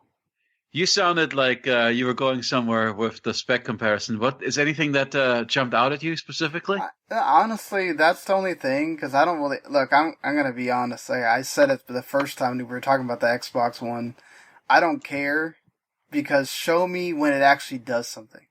Like, I want to see it in practical use. I don't care about all this other junk. Like, the original PS2 and Xbox, like, the PS2 was vastly better, and it had, like, 3 or 4... That's crazy talk. You don't think the Xbox is better than the PS2? Oh, no, the Xbox... You said the PS2 was vastly better. No, sorry. The Xbox is vastly better. It had like a double the CPU speed. The Xbox actually ran stuff in 480p widescreen in a way that, like, I think there were a couple of PlayStation 2 games that could do it, like Ratchet & Clank 2, I think, did it. But most of them could not. Like, the Xbox, pretty much anything that was multi-platform was better on the Xbox that generation. But, people... If it was multi-platform, they usually just aimed for PS2 because it's the most popular platform. And, sure, but you still get the nicer version on Xbox. And like the last generation PS3 and 360, like PS3, I think was like technically more powerful, but because it's so screwed up that people generally just aimed for 360. Mm-hmm. Yeah, it was the last generation was a weird, inconsistent thing where some games ran, but you always had to research. Right? It was like, okay, this game is better optimized on the PlayStation 5. This game is better optimized on the Xbox. And there ended up being more games that ran slightly better on the Xbox. I still think the PS3 was the better. If you take exclusives into it, apart from like a couple of things, like... Yeah, you just care about Nier and Infinite, all those weird PS3 games. Well, yeah, I mean, obviously, in that regard, the PlayStation 3 has a huge advantage because it's like Yakuza and all that stuff. And all those JRPGs. Every single Sony system had the advantage. Yeah, but in terms Microsoft just didn't have that many. I think that'll be one problem with the next console cycle is like Xbox still doesn't have a great lineup of like first party games. Yeah, I mean, if anything, this console cycle has like really showed that like Microsoft is lacking in like fundamental games. Well, that's why they bought all these studios, right? Like they still have Forza, but that's kind of about it. Like Gears isn't like hitting it like it used to. Halo definitely isn't. Well, most multi-platform games. Infinite. Let's see. Halo Infinite. It's not like Crackdown 3 set the world on fire. I mean, most multi-platform games last gen ran ever so slightly better on the 360. And there were a lot of cases of like, okay, this game would be great on PS3. It's like broken on PS3. Oh, Skyrim was terrible. Oh, Bethesda games in general. Anything that was dealing, memory was the big issue of the PS3, right? Like Bayonetta had those terrible long load times on PS3 when it first launched. All those Bethesda games were completely screwed. Skyrim basically became unplayable after a while. The only game that was better on PS3 compared to 360 was like Final Fantasy 13. I think there were a couple more, but I mean, don't like force me to start listing them or anything. Yeah, it's not or like super underground or like obscure crap. It's not like I think Final Fantasy 3 is a slightly better, bigger deal than certain other games. Right, but yeah. This time, I mean, we're probably going to be in a similar Xbox Series X, ever so slightly more powerful, fewer exclusives. Now, the real question is just how well people are going to be able to optimize for it. I think it's not only that. I think it's, will Microsoft make themselves viable enough for people to really want to optimize that much for the Series X? Because if people aren't sitting there buying it, are they really going to care? That's the thing also for developers is, if people are not going to buy my game on their machine, do they really go out of their way to like make sure that the Series X version is like way up there? You know what I'm saying? Like, so I think if these systems come out next to each other, and because of all the things that Microsoft is doing, where you don't necessarily have to have the Series X, right? You can, if you have a good enough PC, you can play those games for those first 2 years. You can do a lot of things. So I'll be very surprised if Sony doesn't come out with at least a few PlayStation 5 games that you're going to want at launch that only work on the PlayStation 5. So that's the thing that you have to be careful of as well, is like, can Microsoft's strategy of being open for everyone backfire in their face too? Say what you want. I know Jens didn't play it. God of War this generation was amazing. Spider-Man was good. Horizon was good. Spider-Man was great. Ratchet and Clank was good. Like the new one they made. Like, Microsoft didn't have those games. Or I mean, they didn't attempt it. That's the weird part. Like they tried it for like a year and a half or 2 years, and they said, "Fuck it." Dead Rising 3 was really good. Rise was pretty good. Those went to PC eventually. People like those Forzas? Okay, well Rise was a launch game. That's when they had to try. Yeah, same with Dead Rising 3. Yeah, I like both of those. That's true. Microsoft was starting to be intelligent about, okay, we can't win with the exclusive games. We can't spend all of our E3 going exclusive for 2 months, exclusive for 5 months. Like, let's do something different that nobody else is doing. And what do they have now? Everybody's clamoring for Sony to do something like Game Pass. And, guys, looking at these specs, I'm realizing something fascinating. Looking at the RPG class, PlayStation 5 is Rogue, Xbox Series X is Warrior. Yeah, I saw that stupid meme also. Put together the dots. Oh, is that a meme already? Oh, yeah. Oh, I wasn't trying to steal that or anything. Yeah. I mean, okay. I Dick Marchenko coming back? Is that that's the gist? I just think like the Xbox needs games. Like they really threw in the towel this generation, and it was just kind of bizarre in a sense. Like still got Forza, and believe me, Forza is a much better driving game than Gran Turismo will ever be. But that is like their only winner, or their only the only thing that's going for them at this point, in my eyes. I mean, Gears is still fine. I mean, I haven't played it, but it seems okay, and who knows? But when Mark, PlayStation games are also going to come to PC, so it's all moot because Horizon. Yeah, like years after the fact. I know, but still made people angry enough. I wonder how much that will change if it does well. Will they start lowering that? I don't think they'll ever get to day and date, but will they start lowering that gap? Will it eventually be like 6 months? Where somebody might actually make that decision of, you know what, I'll wait. I don't see this. I just don't see Sony doing that because they still want people to buy their thing. Well, one thing that's disappointing about the PS5 is the backwards compatibility Seems like they're doing kind of what Microsoft did with Xbox, where it's like, yeah, here's like the first 100 games or something, and then eventually we're going to try and make most things backwards compatible, but we also might just give up on it. And then no mention of... That's what scares me about this, too, is people are bending over backwards to try to make this seem like, oh, it's not just the top 100, there's more coming. Well, knowing Sony's history, this has very much a chance to wind up like Microsoft Xbox 360 than it does what Microsoft is doing right now. Because if Sony's PS5 goes crazy bonkers and they have really good games to come out with at the beginning, people aren't going to give two craps about backwards compatibility anymore. And it's not going to be worth it. I think of course people care. No. They won't. They will stop caring that much. If it's only PS4 games we're talking about here, eventually it'll start becoming something that people don't care about that much. I'm still super bummed. The fact that they didn't mention any previous generations of PlayStation makes me think the dream is dead as far as what the rumors were. That's what I was more bummed about, was that. Well, I mean, I'm super bummed. They had that one graphic, and there's still a lot of space underneath that one PS4 thing, so the dream might still be. Yeah, I don't know. They would have said something. I think that's one thing. Like, people were talking about how boring that presentation was.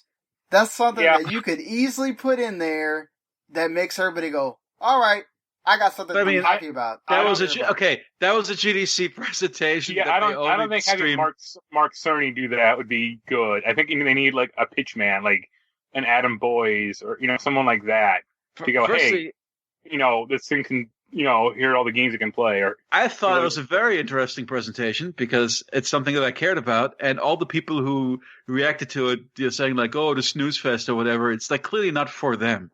Yeah, I know. But come on. I mean, I think the PS5 will actually play a majority of PS4 games. Like I would say at least 80%.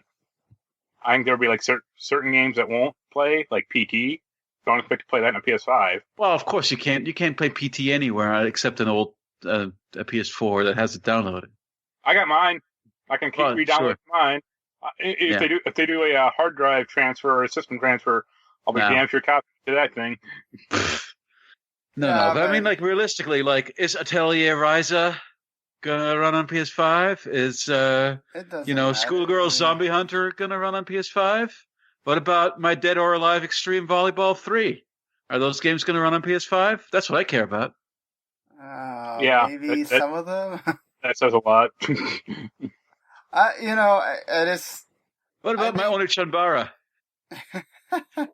I think it would have been a bigger deal had they been able to say, "Oh yeah, everything: PS3, PS2, PS1." I think they could honestly just be working on it, though. I mean, it being something where they need to like patch it and like make them compatible, like per game. Means that all those little obscure small games are just going to fall by the wayside. Yeah, but that's what happens with every console emulation, or back at this point. But again, I don't know. I just hope that things will be better this time. They were talking about it like it was going to be. The last system that had full backward compatibility was PS3, and they got rid of that real quick. Yeah, when the fat PS3, they got rid of it. PS3 fat, still the greatest console of all time. Fight me. Because it. I will. It'll overheat like a motherfucker. That's great. I had the heatsink fixed. Yeah, you had to have something fixed on it. Yeah, sure. It's good, but you've got to have. Think of the 360. Anyway, that's a small price to pay for the greatest console ever. I just think it's something that I think is just Sony's talking about it now, but I think. If you have hit PS5 games, I really do think it will not become this thing that people are talking that much about. I think you care about it right now. You care about it in that first year because a lot of times launch is crap, No, unless you... I don't know. Like, if I could go back and play Metal Gear Solid 3 on my PS4, or Metal Gear Solid 4, I should say, sorry, I would happily do it because I really want to replay that game. But I just can't. I would love to play Metal Gear. I just need to hook one of my PS3s back up. Or if I want to go play like Tokyo Jungle on my PS4, I can't. It's locked to my PS3. Oh, and I agree with you. Yeah, but it's something that they'll do in waves or something like that. Like it'll be a footnote thing like Microsoft would do, and they'll do it in never. You'll have to go look it up on a blog, on the PlayStation blog, and whatever. And then eventually it'll stop. Like, I just don't think that you're gonna, and I think they're gonna stop faster than Microsoft because Sony has proven that they don't, when it becomes more of a wasteful thing for them to just spend money on that than it does for them to just put the money into the new game, that's what they're gonna do. I mean, look how quickly those PS2 remasters on PS4 stopped. Yeah, but they also weren't selling, and they had some weird choices. And look how look how long it took for them to do PS Now, and it's still just not the greatest thing. Like, you're taking games away constantly. It's like, I think if there's one thing Game Pass has proven, it's that if you're going to have a system like that, those games need to be there longer. Don't pull the Nintendo BS where, we're going to have it there for a week, and if you didn't buy it, well, then you're fucked. Give people a chance to experience the damn game, and, or just don't have the freaking service. Like, I just don't think that I think eventually either Sony's going to have to change some of that, or Microsoft's going to get completely blown out of the water, and the old ways will just be the way it is now. Who knows? And the company that will survive, or the service that will survive, Google Stadia. Oh, yeah.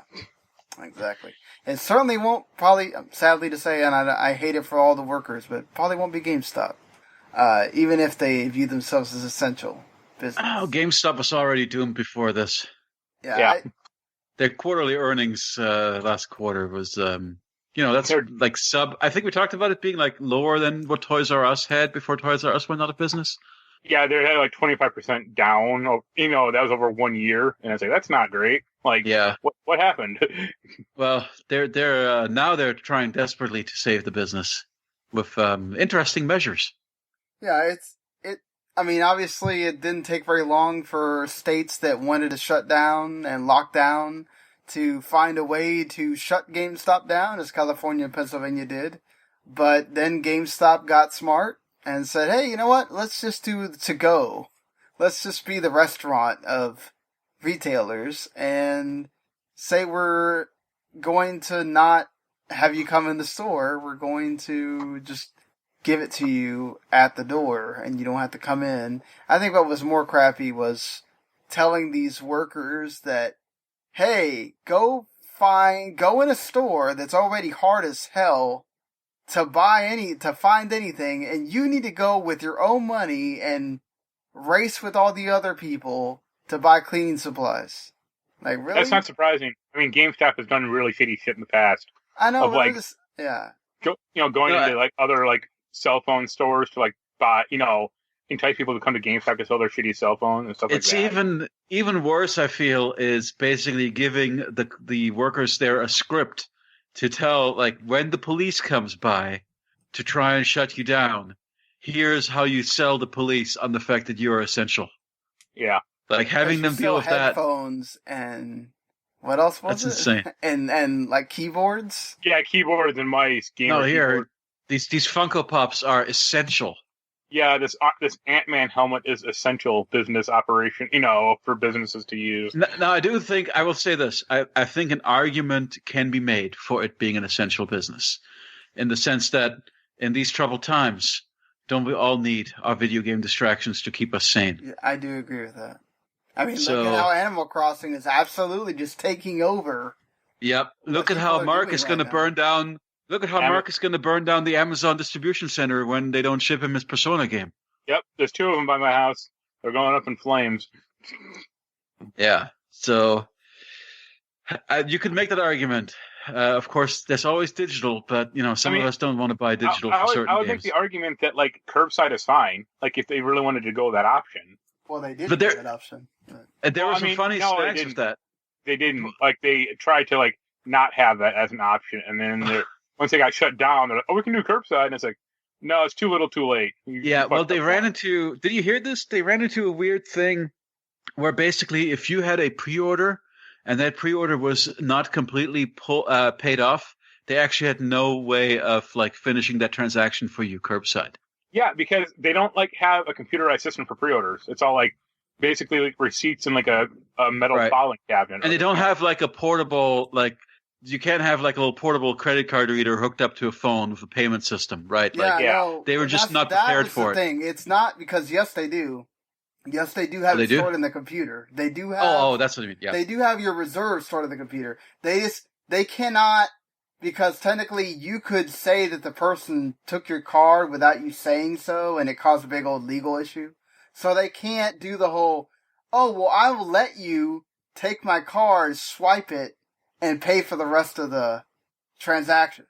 So they can't do, since they can't do that, there was no way for them to finish the order, even though they could have figured out a way where, if that GameStop app is, there's a way you can make it to where you could add a finished purchase on the GameStop app if they really wanted to, and you finish buying it on the app, and then, oh, voila, it's paid off. I mean, but GameStop doesn't want you to do that because then you wouldn't go in the store. So, whatever. But I think the curbside thing is nice for folks like you that really want to have your stuff physical. I really wanted to have Final Fantasy VII physical, but I'm not going to wait a month to play it because I need to have that disc in my hand. So yeah, I feel that way for Persona, but I'm pretty neutral on Final Fantasy VII, honestly. If I get it, cool. If not, I have other crap to play. You wouldn't just cancel it and buy it digitally? No, I want the physical one. I want that stupid metal case. There's a lot of cool stuff in that collector's. Yeah, exactly. There's a lot of cool stuff in that set. Fair enough, then. But I think I'm at the point where I will buy any Atlas special, anytime a Shin Megami Tensei or a Persona game has a special edition, I will buy it. I collect those now pretty much. Regardless of quality or game. Just look at Catherine. Catherine, it's a great game. But I love that special edition. It's a great special edition. Too bad the game didn't work. Well, the online didn't work. Yeah. I mean, I guess there are certain games that, that's make or break for me. Like, Persona would be a good one. That's kind of about it. If they made another Lunar, I would probably do that as well. Oh, Lunar, that'd be awesome. Yeah. Persona and Final Fantasy, definitely I want both of those physicals. So I'm going to wait on Final Fantasy. Oh, yeah. Hopefully we'll get our Personas.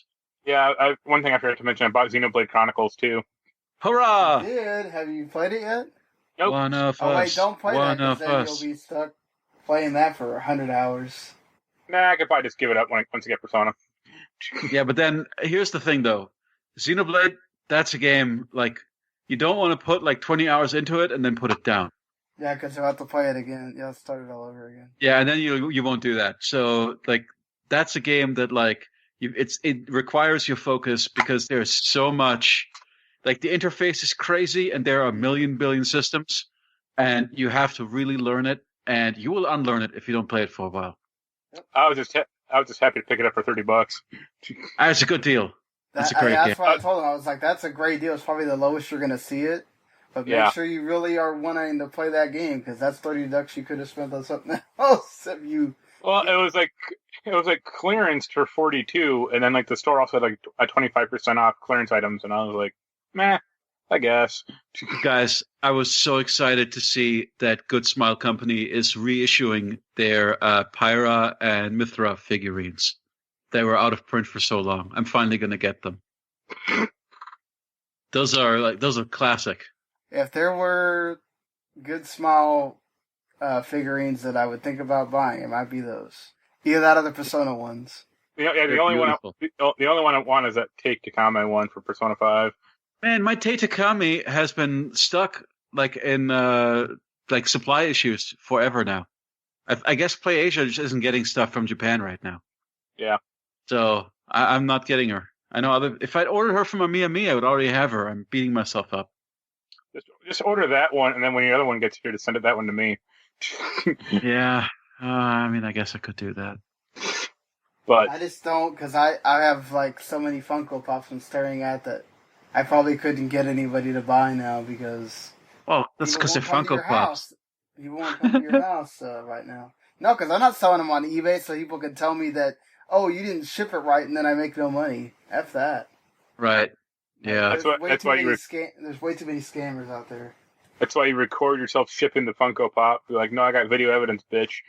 Here you go. No, because you can't control what you... Because I've dealt with UPS for 2 months. The dudes will throw shit in there. Yeah. They don't care. I saw him. I'd be like, nobody ever gets mad at you because you might have busted up their box. Or like, that's when you send it up. Like, that's when you send it with the Funko Pop cover or the protective thing box. In these troubled times, am I gonna lose shipping all that stuff the right way, and then they pay half of what I spent? Like, yeah, it's not worth it. That's why I was like, you know what? If this thing ever goes away and we can go back to normal, I'll just offer up whatever it is and try to make like $100, $200, and that's it. We need Sam Bridges more than ever. We do. That's what Randy said to me earlier today. How prescient was that game? That's insane. That is exactly what Randy said to me earlier today. Oh, wow. Well, I think he feels vindicated about naming that as the best game of the year. And then I said, he said, we're all going to be in our own little shelters and we need deliveries. And my response was, what do you think drones are for? No, we've got to put America back together, Mark. No, we don't. I'm good. Make America whole again. No. That's just like the senator from Metal Gear Rising. Oh, that is one of my favorite boss fights ever. So, yep, that's always fun. Well, but all right. Before we start talking about our topic of the week, which is our relaxing game, the games that we go to when we want to relax. Wait, didn't we have comfort games last time? Somewhat, but that's not like games that you see as like, man, this makes me just, I need to release some stress. I'm playing this game. So, which Animal Crossing is perfect for. You know, I watched Anaya play that and I'm like, man, this is so chill. All right, I'm gonna go build me some trees and go fish. Is fishing fun in that game or not? I don't find it fun because your view can get disturbed occasionally. Like you have to wait for the bobber to get underwater, and it can be hard to see certain views. Oh, this is actually I find this extremely irritating with Animal Crossing. Sorry, we've hit on the one thing that really annoys me, which I forgot to talk about earlier, which is trees. Just trees and houses and things just get in your line of sight, and there is no way to reorient the camera. So, sometimes you'll want to fish in a spot, but there's just literally a tree in the way, so you cannot see when the fish bites. Or, you're hunting a butterfly or something with your net, and the butterfly goes behind the building, and now you're like, well, I now have to wait and hope that this bug is going to come out of the other side, because otherwise I'm just not going to get it. I mean, it'd be nice if there was an option that you let buildings or let trees get transparent when you're near them, or when the camera is obscured. But it doesn't have that option, and the camera is it's not finicky. I would just say it's bad, that perspective. It's cutesy, and I get what they're going for, but at a certain point you want a 3D camera. All right, I have two very obvious contenders for this thing for this topic of Sean's here, that I go back to quite a bit. One of them is Flower. I've replayed Flower a lot. I just really love it. I love getting a little buzzed, or maybe something else, and just relaxing and just enjoying the mechanics of that game. You like flowering up yourself before you play Flower? I mean, I just really, that game is so soothing. And similarly, I've also played Journey a few times because I also find it very soothing. I also thought Grease, I guess, I don't know how to pronounce it. Yes. A couple of years ago, that also falls in that category. Mark, I'm sure you'd agree on everything. Everything is very relaxed. Everything is very relaxing. I would say other games for me would be Katamari Damacy. Oh yeah. I mean, it has a time limit, but certain stages don't, so you're gonna kind of roll around as much as you want. I would say Bejeweled or Puzzle Quest. Yeah. Well, Tetris as well. Yeah, except for Tetris 99, which is a real fucker. That's the opposite of what you're going for. Or Puyo Puyo. Yeah. Yeah. I might even say, I'd probably personally say Okami. Oh, okay. Yeah. See, I find parts of Okami very intense. It is, but I still find it you're going like exploring around. Yeah, sure. Like just wandering around the big field, like racing the mailman or something like that. See, that's what Breath of the Wild is perfect for. You just walk around. Breath of the Wild stresses me out. Yeah, I don't like the systems in that game. So yeah, I agree with the ends. It really, really stresses me out as well. Having to worry about weapon degradation and stamina and stuff is not relaxing. Or hoping that you can clip through this mountain enough to stand on it to regain your stamina before you keep climbing it. It's like, this isn't fun. Like, I will also, you know what game I loved as a relaxing game, and it's one that actually Mark bought for me as a gift, and that is Regency Solitaire. Yeah, that's a pretty dope ass game. It's pretty great. I would also say like most of those hidden object games that I play, like I relax to those. Oh, I don't like those. Yeah. Once again, I know I've already mentioned these last time we talked, but I like visual novels. So Valhalla has filled that spot for me lately. I'm on my second playthrough of that. And just in general, that genre is relaxing to me. The last one I would say is actually Fire Emblem Three Heroes. Or Houses. Yes. I would say Heroes, Houses. It doesn't, the battles don't stress you out eventually? Yeah. They can. Now, how built up my character is, hell no. I waste everything in that game. I can like waste everything with like just the main character. Well, except for the DLC. Yeah, that's why I didn't like it. Now that I'm back to the real game. Yeah. Well, yeah. Like the DLC, I was actually having like strategize. Like I was actually having these gambits and shit. I'm like, well, that's like me saying, now that I've got all the equipment and a level 200 guy, Bloodborne is really relaxing. Yeah, exactly. You just plow through it. Yeah, but like Bloodborne used to be like the most stressful game imaginable for me, and now it's a relaxing game because it's like I know it inside and out, and I've got a super high level dude. Even when I first played Fire Emblem, like I kind of just breezed through it. But I just like spending time with those characters, going to like tea time, or having like seen their different interactions with one another. I just find relaxing. Oh, sure, but to me, it's like with Fire Emblem, it's like a curve where it's like I get slightly tense and kind of really engaged during the battles. And then when you're in the Garrick March parts, that's when it's, now it's time to unwind and, drink a glass of brandy and just talk to everybody in the school and have tea and stuff. Yeah, the battles, I just kind of sleepwalk my way through and just, I could just set it on easy and automatic and my guy could just take care of everything. Well, that's what Musou games are for. It's total stress relief. Just sure. A bunch of dudes. You don't do anything because you have to like be playing on super hard to like die. So you just punch a bunch of random people until you get to the big boss, and then go through the story. Like I had to review the Berserk Musou game, and I just remember like, all right. Slash. All right, go. Well, I'll just listen to podcasts while I'm doing this, mindlessly mashing buttons. Cool.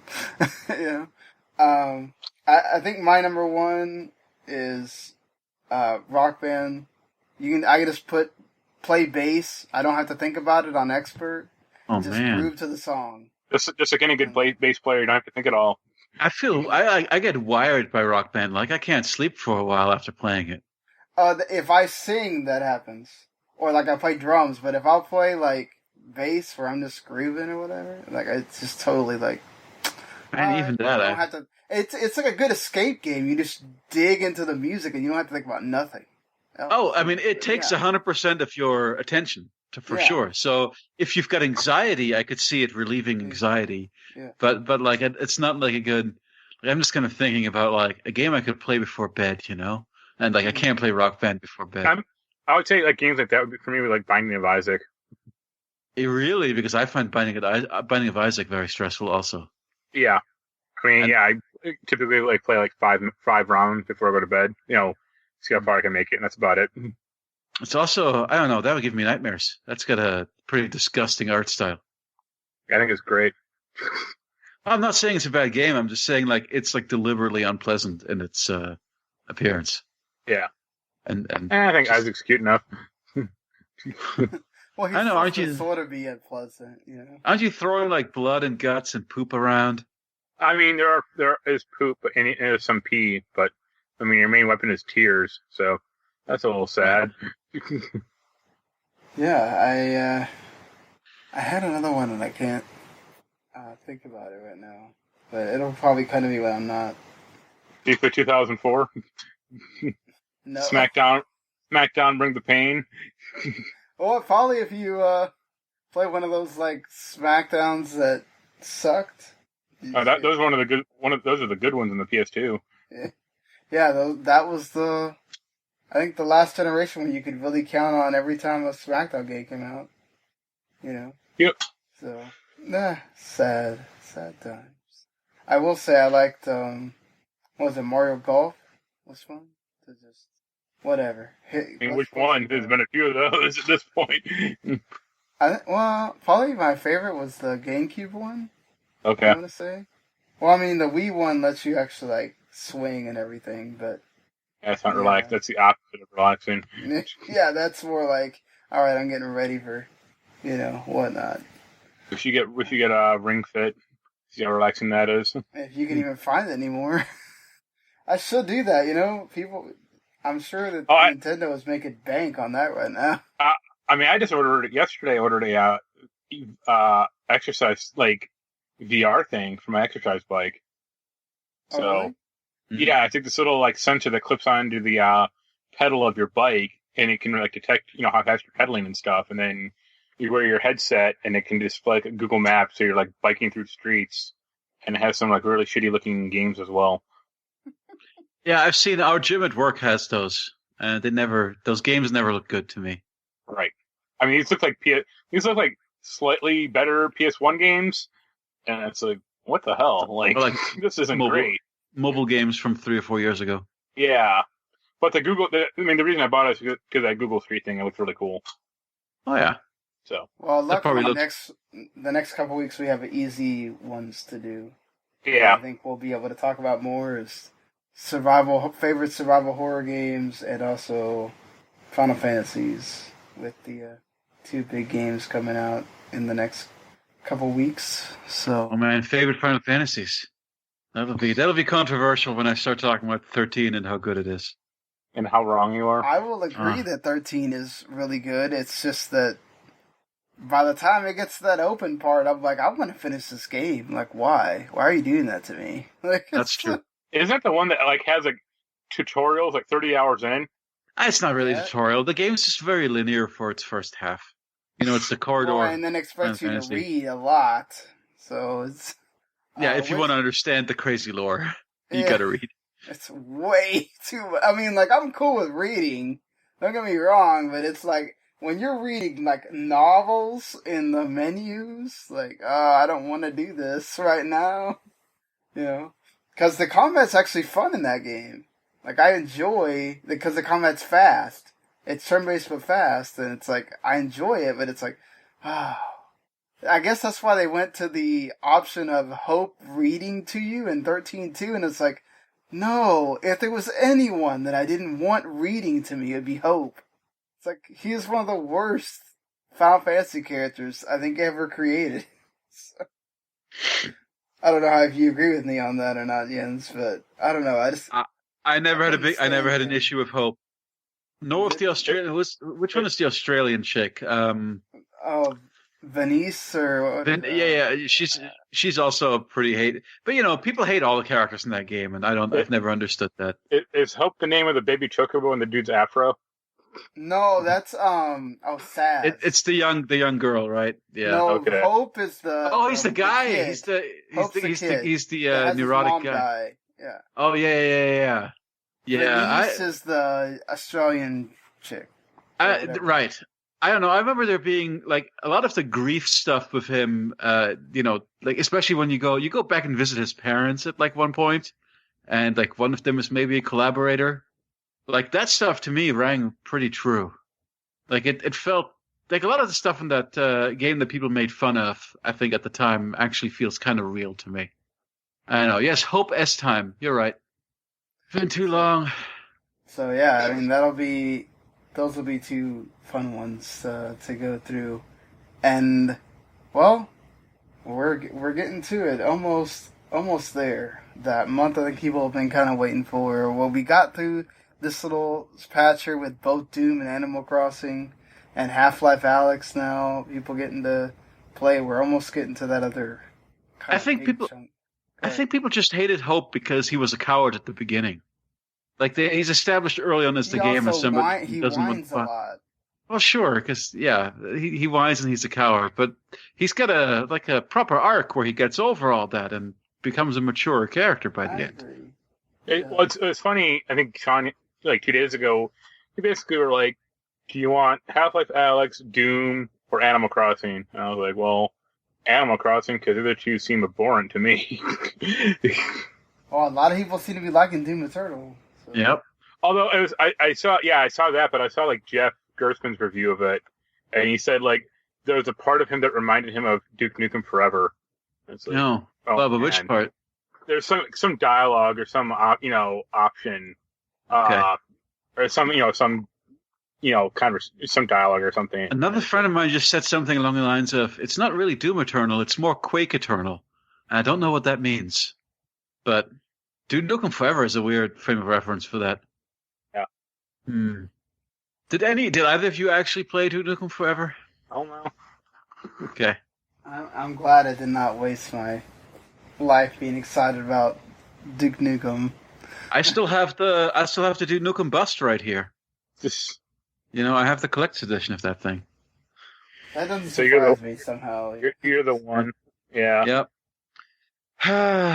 It's a sad game. Yeah, so if Colin Moriarty came out with his own game called Twin Breaker, Sacred Symbols Adventure. So that's there for PS4 and Vita. And the first Vampire the Masquerade, was a Vampire the Masquerade Redemption? Or Vengeance? Coteries of New York? No, that's a new one. Or that came out like last year. Okay. So yeah, it's like a visual novel or graphic novel game. So that's on PS4 and Switch? Yeah. It's weird. Is Twin Breaker a wacky breakout game? Yes, it is. Oh. He loves Breakout. So the last time I played a breakout like it was Wizorb, and I really liked Wizorb. But this looks cool. This is like really interesting custom breakout levels from. Oh, and you've got. Is it co-op? Why is it twin? Why is it Twin Breakers? What do we know about this game? Remember, it is co-op, if I'm not mistaken. Oh, cool. Co-op breakout. Remember, yeah, I might play that with you. But I was going to say, remember Shatter? Oh, I did love Shatter. Was that pre-Wizorb? I think it was pre-Wizorb. That was an early PS3 game, right? Yeah. With the amazing soundtrack. Oh, amazing. I still have listen to that album sometimes. That's a great album. Yeah, it's a shame that guy kind of fell off the face of the earth. Yeah, Shatter was excellent. I like breakout style games. This looks good. I had no idea this existed. Yeah. There's also RFL, which came out today, which is like a Super Nintendo old school RPG throwback that has like Western RPG influences in it too. It looks really awesome. Not in any way, not connected to the Rugby Football League? No okay. way. And of course, I might be reviewing this game. The One Piece Pirate Warriors 4 is coming out tomorrow. So if you like those games, I'm sure this one will be another great one in that bunch. And then we'll be almost very close to Resident Evil 3 time by the time we're doing a show next week. So I'll be knee deep into Persona 5. So yeah, and Persona 5 Royal will be out on Tuesday, right? It better be. You guys are going to be totally immersed in that. I will be. I don't know about Jens, but I mean, I'll be splitting my attention. I don't know. I'll probably end up just putting Nioh and Animal Crossing on hold. Yeah, that'll happen. I think that I did see the bonus. Like, you get a bonus if you have a saved game from Persona 5. It's just 50,000 yen. Oh, that's nice. I mean, it's okay, but it's why not something cool or useful? Well, you wanted all your stats to carry over, so you didn't have to grind your You didn't have to like read again and stuff. Yeah. Go to the bars. Yeah, exactly. I want to have my New Game Plus carry over into this game as well. Nah. It's a new game, Mark. The second, I mean, at least the trophies aren't as screwed up as Persona 5, so that's the one positive. I still can't. You platinumed that, right? Yeah. That's crazy. There is like that one trophy you have to hear like 250 Futaba lines. That's the nuts one. I think you can do it in the dungeon, right? If you take her in the dungeon with you. No, Futaba is like the narrator, or she's like, you don't take her into party. Right, know? she's the navigator. Yeah. So the way you actually get that trophy is you have to have a catchy in your party as well. Like that one like month he's in your party. Oh, and then if you're spending a lot of time in the optional dungeon, yeah, they will talk to each other. That's what it was. Yep. Yeah. But if you're over leveled like I am, they barely talk to each other because like they never got like hit with electricity or confusion or rage because they just avoided it all. I'm like, God damn it. Should have over leveled like I always do. Well, that's the bane of your existence, I guess. Always being too powerful. Yep. Just like Animal Crossing. Oh. I will rule that island with my millions of bells. He likes being super powerful, so he doesn't have to. Yeah. We're in the big time. That makes every game the most relaxing game. Yeah, and he'll always tell me like, I want this on PC, so I can just plow through it. I'm like, but you see, Mark will go to external cheats. I do not go there. That's where I draw the line. I mean, you were hemming and hawing about doing this bell thing. You were like, I have to make another character? Oh, man. Yeah, but it takes it's not like it takes forever to make characters in Animal Crossing. Yeah. I mean, there's not a lot of options. Yeah, Resident Evil 3 on PC. He likes his character creator. Well, I don't like making extra accounts on my console. That's the main thing. That's like Mark's always telling me, like, did you download this demo? It's on the Japanese store. It's like I don't have a Japanese PlayStation account. It's like, why not? It's like because I don't want to have multiple accounts on my PlayStation. I have the Australian account that I got to be able to get a code from Mr. Shifty, and that's the only time I've ever used that account ever. So I can make that code work, and then I never had to use it again. I'm like, and it's still there every time, so I can't get rid of it. I have I have 3 accounts on my PS4. My main one, my Japanese one, and then I have a friend's Japanese one. Why do you have 2 Japanese ones? No, one is a friend's. He lent me his account to download a game, and I still have it. I don't do anything with it, but it's just kind of funny to have. Fair enough. Because I think I downloaded Japanese Final Fantasy 15, like right when that came out. That was fun. But well, there you go. So that's gonna be it for us this week, I think. So thank you everybody for listening, and for hopefully you enjoyed it, and you'll let us know on whatever platform choice that you like to listen to us on. And yeah, we'll be back next week to talk more about what is happening in the world of video games and whatever else is going on with this COVID-19 by then. So when we all 3 have it. I'm waiting for that day. And we're all talking about, I hope not. I have several friends who have it now, so. Oh, really?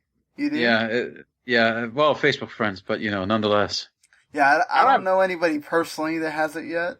I mean, yeah, I don't have any Facebook friends that actually have it. I don't think. I mean, no, it's definitely spreading.